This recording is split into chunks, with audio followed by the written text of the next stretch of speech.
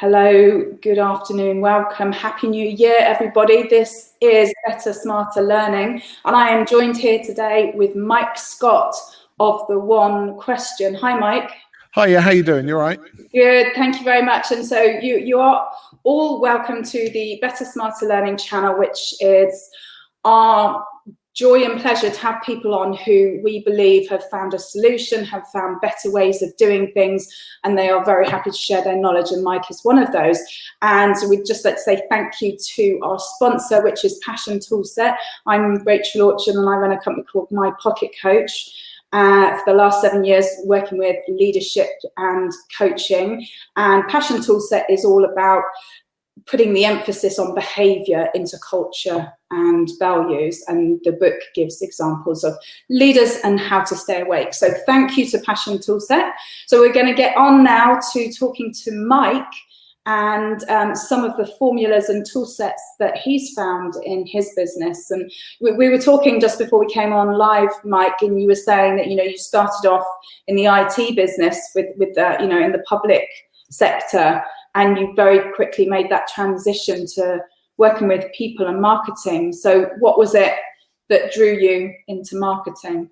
I suppose when I mean, as you say, my original background was IT. I was in the NHS for 15, 18 years, going from a sort of a junior techie up to director of IT at a large hospital that's actually only just literally down the road from where we are now. I jumped ship just as the recession hit. So everyone thought I was mad because they were like, why would you leave the NHS just as the recession? But I just knew that I wasn't enjoying going to work. And, you know, we all have bad days, but when you just think I don't enjoy it weeks, months, it's time to maybe look for a new challenge. But I stayed in IT, came over to a large leisure resort on the East Coast as IT director.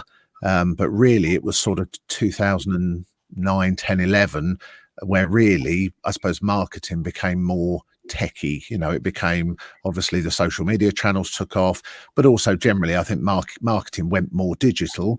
And the business I went into was having to adapt to that because it's actually 100 years old this year. So obviously it was quite traditional in some of its marketing. So I kind of got involved because I was the techie IT guy. And after about 6 months, I just realized that it was the sales and marketing that was giving me a buzz, and actually the IT, especially as anyway, by then it was starting to become much more cloud-based, and just they were tools, and ultimately a tool is a tool. And I suppose I fell out of love with fixing computers and fell in love with marketing, and really I've been doing that solely ever since. So. Fixing computers and then moving on to fixing people, hey? Yes, something like that. They are, yes, the thing with computers, at least they're binary. I suppose human beings are certainly not binary people. And ultimately, I think, you know, again, the thing we were discussing before we came on was this idea that we like to overcomplicate things. And that's what you could see with your formula that was emerging is, why don't we just make it simple? So do you want to say a bit more about moving, because you were saying about letter dropping and moving into kind of just focusing on Facebook and Instagram and the massive market there for the leisure industry? Yeah, I suppose it was more, it really came, I suppose, out of a necessity for us for the leisure resort itself. Very traditional marketing, not that there's anything wrong with that, is that a lot of the acquisition was done through, as you say, door drops. You know, hit a million homes, put a telephone number to phone up for a brochure. The phones would red hot for a week, and you know it was all good. It was really when I started here, the results of that direct mail literally started. I mean, it was off a cliff. You know, it was by, I think one campaign, one year we got 4,000 brochures. The next year was 40. I mean, it was literally cliff results. So there was an element of, oh, what are we, you know, without being funny, oh, what are we going to do to go and find new customers? And it was just that time where really the Facebook took off very much at that time. And, you know, I think we had, 500 fans or something like that. And we were like, oh, look, there's this ads platform. And I wonder if we can, do some advertising. And at that point, the social advertising platforms were really basic, compared to the power of today. But we found that actually we could get people to ask for brochures and we could convert them to book their holidays. And I would say it was literally within 12 months, we were doing probably 90% of our acquisition was coming through Facebook. I suppose the difference and the logic maybe that we've always had here as a company, or the leisure resort as a company, is actually it's not about finding brand new shiny customers all the time, because actually you've got hopefully most businesses have got an army already of customers, and those customers have friends, family, loved ones, colleagues, etc. And therefore we've always had this logic, before I was even in this business, the leisure resort business, of if you make enough people happy, then you're not worrying about finding new ones, because you become a pull product, not a push product, because people come to you. And really we've taken that logic to say, actually, instead of just trying to find shiny new people all the time, and I do think most businesses, maybe, or a lot of businesses, are quite guilty of almost splattergunning their existing customers with an email newsletter, and then spending all their money on acquisition in whatever form, social, still direct mail, newspapers, etc. And it's like, stop, not stop looking for new customers, but look after the ones you've got and find out how happy they are, why they feel that way, look after them, etc. And the acquisition takes care, or starts to take care of itself. So what's the process that you do that by? Because you said you obviously had the customer happiness score that then converted to the one question. So is it a process of surveys that you give to your existing customers, and then you just service the answers in those surveys by building relationships? How do you do it? Yeah, really, it came out of, I suppose the backstory was we John Potter, the owner of Potter's, which is the leisure resort I was working at, read the book on NPS, Net Promoter Score, which most people will know. If they don't, they will, because it's the question on a scale of 0 to 10, how likely are you to refer friends and family? We see it all the time. And John read a book back in 2004-05 when the book was written and released, and thought, well, that's a really good way maybe of having a benchmark in our business of how we're doing. So we'll ask our customers that come and stay with us just before they leave, fill in a little card that just says, on a 0 to 10. And that was done. And the reason really, that was an internal benchmark of how good we were and were we, delivering. When I first started, I looked at NPS as a marketeer and thought, well, that's good, because not only do we capture their email address and their name, that 0 to 10 is indicative of, a 10 is better than a 0, or a 6 isn't a 7. So actually I created in our CRM, we started logging that score, and we would treat people differently depending on their score. But really what John and I both realized was that we're asking the wrong question. I'm asking you, how likely is it you would tell a friend, when actually it's not about your friend, it's actually you. So we thought, well, okay, let's try, instead of saying how likely and asking for 0 to 10, which is such a subjective scale anyway. I mean, what's the difference between a 4 and a 5? Was we actually said, why don't we just use, and this was just as emojis were taken off, very much on the, I think we all forget that we use them all the time now. Sort of 5, 6, 7 years ago, they weren't something we saw. So we did 5 little faces ranging from actively unhappy to actively happy. And we just said to people, how do you feel? And what we found overnight was it doubled the fill-in rate. So straight away, you're just hearing from more of the customers, because it's just an easy question. How do you feel? And people going, oh, I'm happy, I'm not happy, I'm neutral, I'm in the middle, etc. And we just had a little box that said, and tell us more. So and what we found from that is we were getting some huge fill-in rates. And I was like, well, but we're segmenting these 5 into 5 different swim lanes, and we should be, not just from a service and customer point of view, but actually from a marketing point of view, they're not the same. Someone who is neutral to you is not the same as someone who's actively happy. You shouldn't be sending the same newsletter or the same email campaign saying, oh, we know you love us, when they don't at the same point. So we ended up saying, well, let's actually have different campaigns, different marketing logic based on how these people feel. We then opened a brand new restaurant I'll tell you the restaurant because really that's where it came into. So we opened a brand new restaurant, built a restaurant and opened it. And we believed, you know, they build it and they'll come business logic. Yeah. And we built it and they did come for about 6 weeks and then they stopped coming. We were like, okay, so how are we going to fill this restaurant, you know, 5 nights a week? We're right on the East Coast, behind a security barrier, not on the main road. You know, we did have a few things to hold us back, maybe. And we were like, well, why don't we take that logic that the diners we do get, which was predominantly Saturday night, so certainly in hospitality restaurant world, you know, Saturday nights are never your challenge. So we put out these little cards and people would come, they'd have the meal and they would mostly give us an actively happy face and say, great, put their email address in. So after a few weeks, we were like, well, this is working. So we thought, right, in which case, so we created an email autoresponder and we said, why don't we, after 72 hours, all those happy, actively happy people, why don't we invite them to join an invitation only club? So you can't ask to be allowed in, you get an invite, and there are some key benefits to being in that club. One of them is if they refer friends in, their friend gets a discount and they can build up a points balance that they can use themselves. But also they get a lower priced meal on the shoulder night. So Wednesday nights, Sunday nights, the more difficult nights to fill.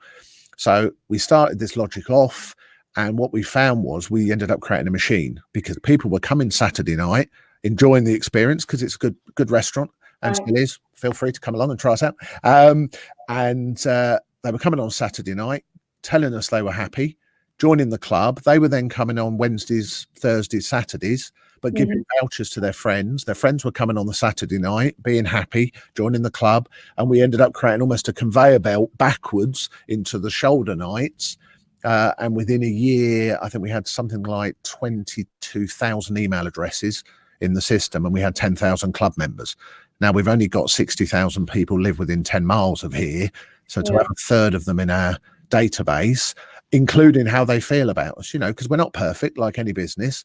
And there are people in there as well, obviously, who didn't enjoy us, but then we know maybe not to necessarily advertise to them. Or actually, reality is if someone's not happy and tells you, do something about it. You know, that's the real logic. But what we found we created then is that restaurant went to the top of TripAdvisor because we knew we had all these happy customers. We used to just ask them to tell the world. And so we went to #1 on TripAdvisor, which meant we were getting more people coming into the business. But all of that was based around asking people how they feel. How happy are you? And why do you feel that way? And more importantly, once you've got that, and this is where most businesses, when it comes to actually feedback logic, do something with it. Because most people nowadays don't fill in surveys, feedback, etc., because they don't believe there is any benefit to themselves in doing so. So for the existing restaurant customers, what was the benefit of them being part of that exclusive club? What would you give them? They basically got a discount exclusive only to them on the shoulder nights. And we'd talk about it. We'd say, look, listen, Saturday night's not a problem because it's not, and Friday night usually isn't. But as a club member, come and see us on a Wednesday, come and see us on a Thursday or a Sunday, and we'll do this. So they were happy to shift because of the discount. And then give their friends vouchers. Their friends, because they were getting a voucher and the voucher was for the Saturday night, would come and experience on the Saturday night. And effectively, you just built a machine. And we've taken that logic in other niches. So it's not just a hospitality logic. You know, how many times do you walk into a shop on the high street, spend a load of money, and they don't know you are? You walk out the door, it's like, oh, you know, I went into Galston last week before Christmas and bought £60 of Yankee candles from a Yankee candle shop. Little retailer, lovely guy, really lovely guy.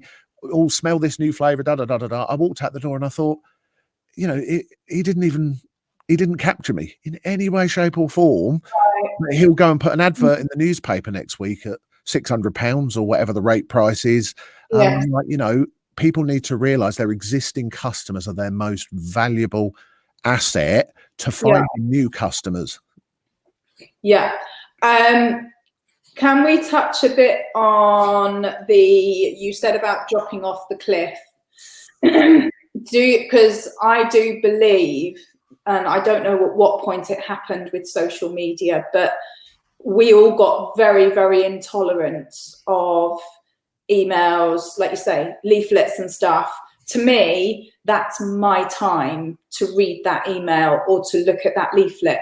I don't even do it. Like you say, I just put it straight in the bin. The email, I just delete because my time is precious and there are so many distractions out there that I have to really focus on, you know, reading the stuff that's going to benefit me. And most people, I think, do that now because of the internet, because of all the social media channels. We have to do that to survive, because we'd overload and our head would explode.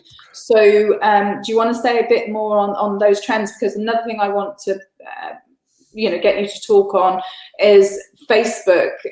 People, some stuff I'm reading is saying Facebook is going down now because it's overused, it's over capacity, it's more expensive to advertise, you know, and now they're saying LinkedIn is where Facebook was at in 2010, and LinkedIn is the new, because I'm B2B. I mean, a lot of what you talk about and what we've been talking about is B2C. So can you talk a bit more on that? Well, my opinion, firstly, I don't, B2B, B2C, obviously, I get the point and I agree with you. I would still argue it's actually P2P. It's people to people. And it doesn't matter whether or not you are in a B2C or a B2B. It's actually, we're all people, and it's actually relationships, etc. I think in terms of social now, I think we're going to see a shift change in the next 2-3 years to micro social. I think if you look now, is people are jumping into groups. Either those groups are based on, you know, family members, etc., but also on interests. If you look at the social stuff, therefore, I think businesses have I honestly believe have a short window of opportunity to build relationships with their customers, because actually when someone's inside a group, and I mean, I've got WhatsApp groups, I must have 50, you know, and there are no businesses inside those groups. Therefore, if you're not if you've not created ambassadors, actively happy people who are referring and being advocates for you and recommending, etc., I do believe the days of the news feed are limited, because they just are going to be for viral reasons as much as anything. The fact that obviously Facebook is fighting fake news, etc. And I think we're going to find more microsocial. So actually, as a business, to build, you need your customers to be doing your marketing for you. That's the way to win when the gates go up and you're not allowed inside, or not necessarily not allowed inside a group. They've got to want you inside the group, as opposed to hitting a Facebook button and saying, well, I'm happy to pay £25 per 1,000 impressions.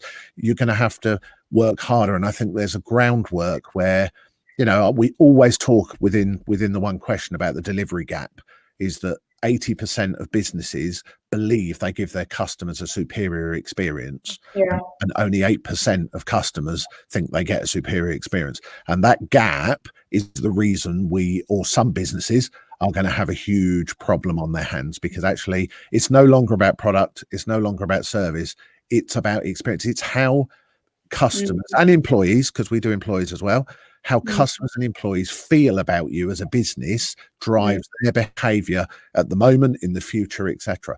And if you're not focusing on that, I think, and you're right, you know, Facebook costs are going up. Saying that, it's still in my opinion, it's still a very cheap way of doing it if you do it in the right way. And the problem is, I think most people put an ad up, click the boost button, put 50 quid behind it and go, oh, I didn't get the results. They didn't go and buy my service. And I'm like, surprising that. Seems, what sort of relationship have you actually built with them, apart from ask them to get married on a first date with an ad on Facebook? But I think if you've got a proper Facebook strategy, it's still a route to market. I do think you're right. LinkedIn is at the moment probably the biggest B2B opportunity, and I think will remain so for a while, because the biggest opportunity there is video. And most people, and I'm putting it out there, so in my own opinion, I have no evidence to back it up, most people don't want to go on video. So if you can break that fear down, and that literally is doing it, unfortunately, just do it until it doesn't bother you. And I do believe that LinkedIn is a great opportunity. But at some point, the problem on LinkedIn is going to be is the opportunity is organic. I don't think it's paid.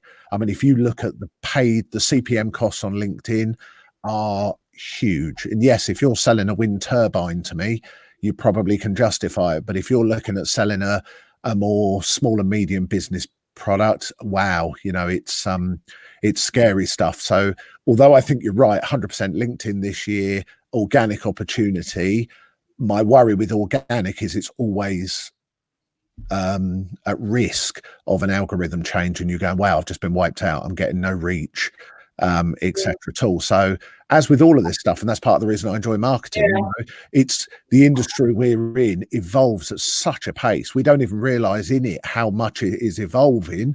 But whatever the technology, the medium, the CPM, all of this stuff, I'll stand back and say it still comes back to, if you've got a load of happy customers, it's not difficult to be successful in business. Yeah, I totally agree with that. I mean, people want to refer you if you're good. I absolutely believe that myself. I don't want any money, any vouchers. If I've had something good, it's the human thing, isn't it? You're accepted as part of the group, because if you recommend something good and someone has a good experience, then it's a pat on the back to you. It's the absolutely behavior. We want to do good for other people, because then we're seen as the person to hang out with. So absolutely. And generally most businesses don't double down. They might create a rewards club or something, but it's like they're not actually going, right, our existing customers, how happy are they? Why do they feel that way?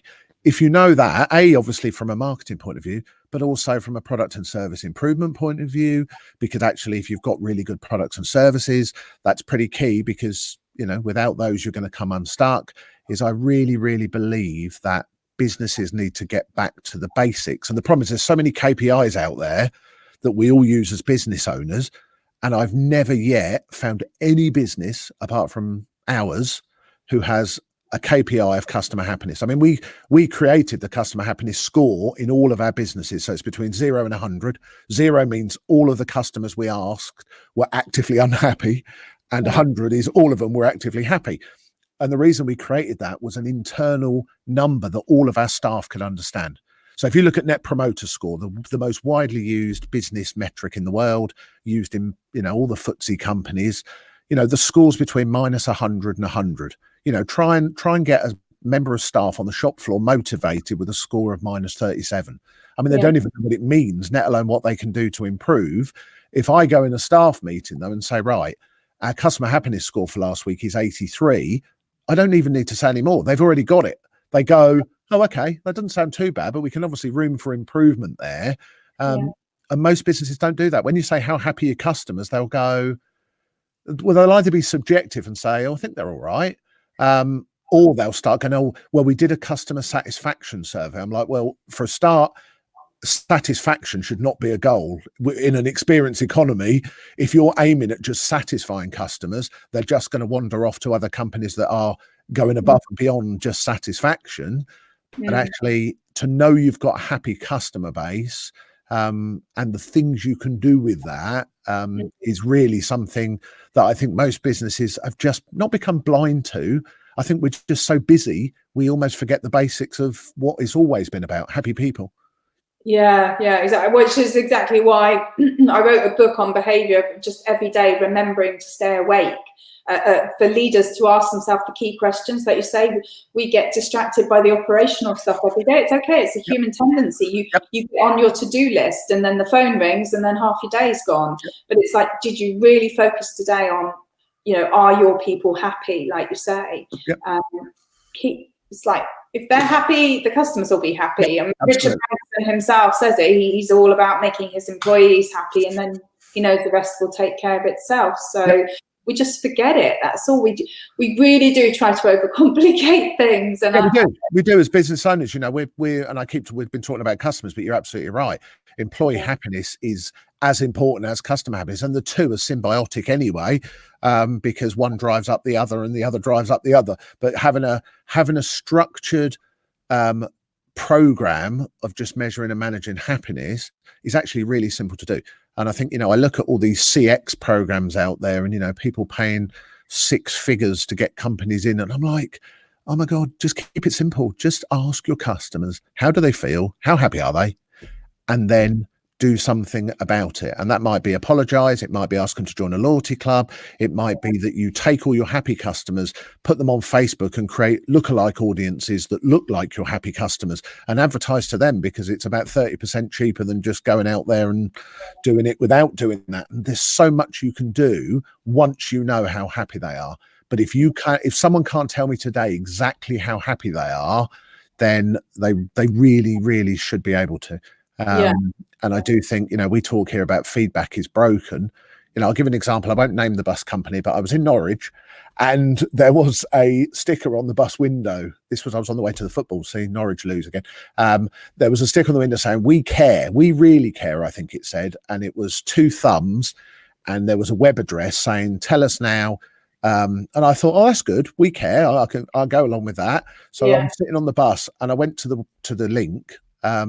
And the first thing, I promise this is true, the first thing that comes up is, "Please note, we do not respond to any feedback." Before it even asked me how and I was like, there you go, build a relationship. Straight away, I'm like, it's not what it's about. And I had someone say to me, start of the week, they were like, yeah, but it's sometimes it's difficult, we're busy to talk to our customers. And I think the old adage of, if you're not talking to your customers, somebody else is, or employees, it doesn't matter. If you can't find time to build relationships with your existing customers, then either you're Ryanair maybe, or if you're not Ryanair and just a commoditized super cheap product, you are going to run into some issues. And do you get the companies also to do the happiness score with their employees? Yep, absolutely. And we also do it actively and passively. So what I mean by that is most businesses, especially with employees, will do a yearly staff survey. The problem with the yearly staff survey is probably 7 to 12% of your staff have left before the next one. And also it's a moment in time every year. And again, it's an internal thing. It's for the benefit of the HR department and the business, not the employees. So we do for all of our businesses, and we recommend either a monthly or 2 monthly, because it's one question. How do you feel? It's not like they've got to sit down and spend hours filling it in. That goes straight to the HR department, who can obviously, generally, I don't believe people just come into work one day and decide to leave. Bit like when we come out of the NHS, molehills become mountains. So therefore, if you can flatten a molehill, it never became a mountain. So it's picking up on little issues. They may not even be work related. It may be, we need to support them in other avenues. But the reason I also say passively is we say to staff at any point, you can tell us how you feel. And on at the leisure resort, on people's name badges, on the back of the name badge is a web address and a little QR code. So at any point they can decide to say, do you know what? I'm really happy this week, or unhappy, or this would help me. Therefore, we're empowering the staff to say, it's not just us having to come to you and say, how's tricks and how do you feel, is you can actually tell us at any point. But again, I stand back by, do something with it. We all have filled in these. I mean, I remember filling them in the NHS. You were told to go to a room at a certain time and sit in front of a computer and literally answer 70, 80 questions. There was no outcome. No one ever comes back to you and says, we did this, or you made a good point there, and I'm like, what are we doing? Are we just creating Excel spreadsheets and dusty reports that sit on a shelf? In which case, the only thing worse than asking for feedback and not doing anything with it, not asking for feedback is asking and then absolutely nothing with it. And you'll do that with companies. You'll have little communication things where you'll say, right, we did this with the feedback, we did this, and this. Yeah, I mean, basically, when we built all this at Potters originally, this was all manual. Literally, we had paper cards and spreadsheets, etc. What we've built is we then we decided to obviously black box it up and help other businesses using the same logic. What we didn't want to do is just create a tool, because without the why, you're just giving people a spade when they don't know they need to. They don't need a hole. So we've written a load of like growth blueprints that are basically follow this if you want to get a bigger social media following, lose less staff, get new people, improve your products and services, get your team united behind a single school, of these different blueprints. And we built a platform that measures customer happiness with the 5 faces. The biggest thing we built right from the start was a communications platform, because without that, then it's just asking a question to go in a spreadsheet. And actually what it's not about finding out, it's the doing, it's the going back to them. And we find it's fascinating. Every single person who comes to our restaurant and leaves a happy comment, we go back and thank them. If they say, oh, best steak I've ever had, we go back and say, we've let Sean the chef know, etc. And people are like, oh my God, someone's come back to me, you know, and spoken to me.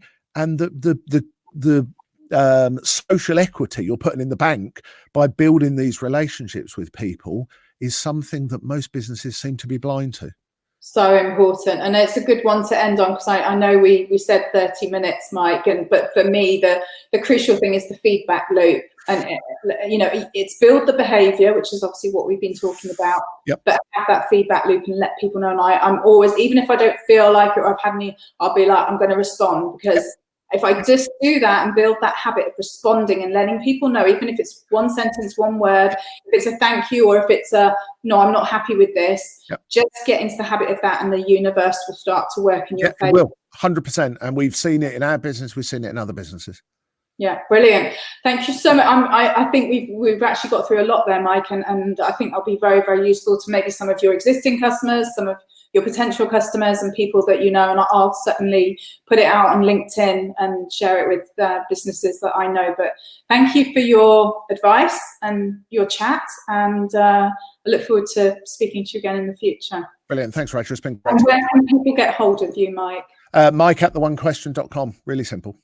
Lovely. And if they've got any questions, I'm Rachael at mypocketcoach.co.uk. But so Mike@theonequestion.com. Thank you very much. Lovely. Talk to you soon. Bye. Bye.